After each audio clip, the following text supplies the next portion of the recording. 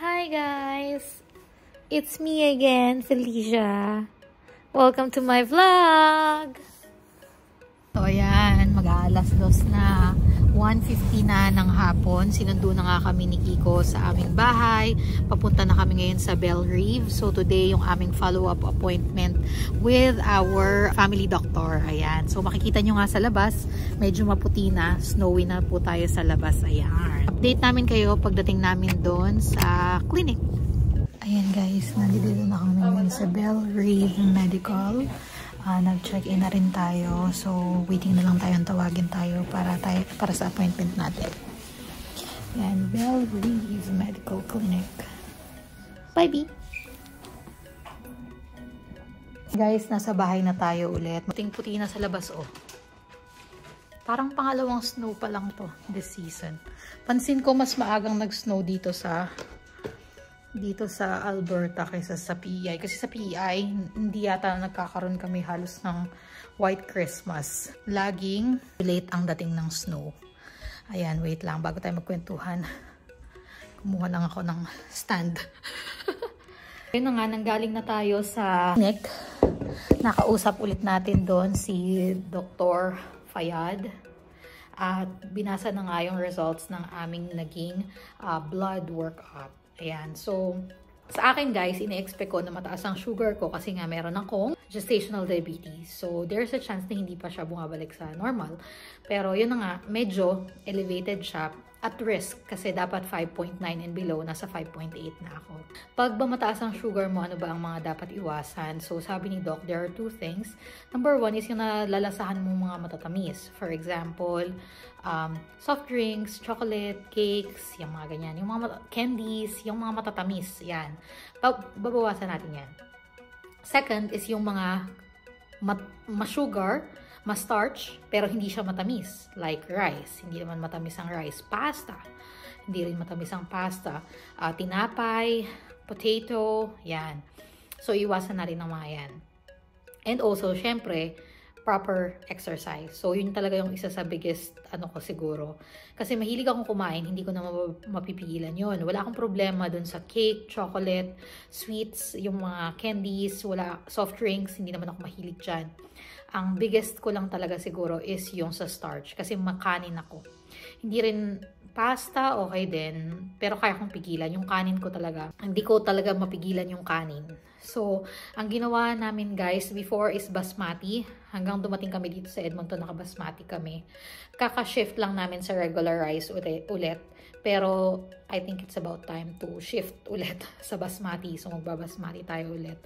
Para medyo maging lower. Hindi naman totally walang starch, pero lower yung sugar content niya. Yun ang pagkakaalam ko. Parang good talaga sa diabetic. Dawa. So, let me know if it's a myth. Kung talaga bang ang basmati rice ay lower ang sugar content niya. So, yun yung sinabi ni Doc. Pero, of course, ang biggest pa rin is yun yung exercise. Kasi, very unhealthy ang aking lifestyle dahil nga, hindi naman ako masyadong physical. So, may sinabi si Doc about exercise. Sabi niya, ang heart rate ko daw ay dapat 200 minus my age, 80% nun. So, sabihin mong 200 minus 33, nasa 167.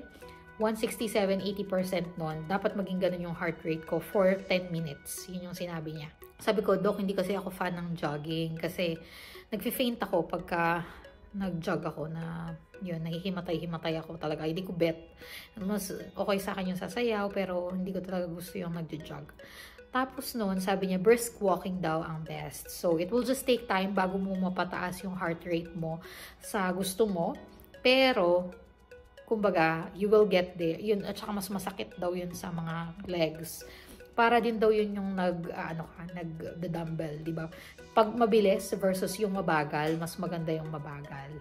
So, brisk walking ang kanyang recommended, which is very good naman kasi meron nga tayo dyang walking pad. Ayan, may walking pad tayo dyan. So, okay siya. So, another thing na sinabi sa akin bukod sa aking sugar na at risk, ang biggest thing talaga sa akin ay ang aking cholesterol. It's through the roof. Charot. Mataas siya. Hindi siya at risk. Mataas siya. Parang ang sabi ni Doc, ang kailangan ay 5.5, 5.8, ganon. Ang akin ay nasa 6.8. So, talagang mataas na siya. Dalawang reason kung bakit siya mataas. Number one is genetic. Tatanong ko sa nanay ko, pero feeling ko genetic siya. Kasi ang second daw is bad habits, like pagkakain ng mga matataba. Mahilig naman din ako sa mga fried, pero yung fat itself, nasusuya nga ako kahit yung lumpia na piniprito, guys. Kailangan kong humigop ng suka para hindi ako masuya sa mantika nung lumpiang pinipirito. Shanghai, dito na lang din ako na nakakain ng Shanghai kasi oily. Pag oily na susuya ako agad. Tapos yung taba ng baboy, hindi rin ako big fan nun. Ang kinakain ko lang siya pag sa nilaga or sa sinigang. Tapos aanuin ko lang siya. Dudurugin ko siya sa patis, ganon. Pero kunwari yung sisig, hindi ako yung sisig. Okay lang sa akin, pero masusuyain ako. Yung parang konti-konti lang kasi nga nasusuya nga ako sa mga ganun. But anyway, yun, mataas nga ang aking cholesterol. It's either genetic siya or yun nga, bad habits. I don't think it's sa bad habits kasi hindi naman nga ako mahilig kumain ng taba. Pero yun nga paggalaw-galaw. So, kailangan ko daw talaga ng physical activity. So, yan. Sabi niya, 10 minutes, yun nga, parang 10 minutes na dapat ganun elevated yung aking heart rate. Yun lang yung sa akin. The rest is okay naman, wala akong UTI, okay yung mga test na iba. Si Kiko, medyo elevated din ang sugar niya. Ang sugar ay dapat 5.9 and below, sa akin 5.8, sa kanya 5.5. So, medyo mataas, pero mas okay kaysa sa akin. Tapos, ang cholesterol din niya, medyo mataas din, pero hindi kasing taas nung sa akin. Kung 6.8 yung sa akin, yung kanya 5 point something lang, parang ganon. Mataas din siya yata sa, kuwari, ang kailangan 5.8, parang siya 5.9, ganon. Medyo mataas lang siya. Pero again, it can be, sa walking, yung ganon. Yung kailangan namin dagdagan yung pagkain ng mga good fats like olive oil. Kasi tinanong, who's cooking? Sabi ko ako, anong gamit mo? Vegetable oil. Sabi niya, okay, mag-swap ka into olive oil kasi olive oil has the good cholesterol. Yun daw ang sinabi. So, mag-shift kami into olive oil. Yun siya. Ito pala guys, di ba meron si Kikong hindi ko na alam. Mataas ang iron niya. Tapos, yun nga, diniagnose siya na meron daw siyang, yun, mataas ang iron. Ngayon, pagbalik namin doon, it has been a couple of months na nung huling bigay ng dugo ni Kiko. Sa tansya ko, August yung ikatatlong buwan eh. So, August, September, October. So, 6 months na since last siyang nagbigay ng blood. Yung last na parang pagbabawas ng dugo niya, 6 months ago na. So, by this time, dapat tumaas na yung iron niya ulit. Pero, hindi pa tumataas. Normal pa rin siya. So, sabi ng doktor, after 3 months, give or take, tawag daw ulit para ma-check yung iron kung tumaas. Kung hindi tumaas, hindi yun yung sakit niya. Just so happen siguro. Hindi ko alam kung ano naging dahilan ng pagtaas ng iron niya before, pero hindi yun yung sakit niya. Also, para daw ma-confirm yung sakit na yun, kailangan daw talaga ng genetic testing. Yun. Hindi daw siya basta-basta madadiagnose na meron siyang ganong sakit just because mataas yung iron niya. So, yun lang. Other than that, wala na talaga. So, bali pareho kami ni Kiko na ang concern namin ay cholesterol and sugar. Or, sugar. Mas ano lang yung sa akin. Mas mataas yung cholesterol at sugar ko. So, sabi ko kay Doc, bakit ganun? Parang siya yung mas mahilig kumain ng matataba. Siya yung mas mahilig kumain ng matatamis. Tapos ako yung may sobrang elevated yung sugar and cholesterol ko nga. Sabi niya, genetics daw talaga. Maganda daw ang genetics ni Kiko. Yun nung isa sa big factor. So, yun lang. Minsan talaga wala tayong control at yun. I mean, meron tayong magagawa like yung exercise, proper diet, yung mga ganyan.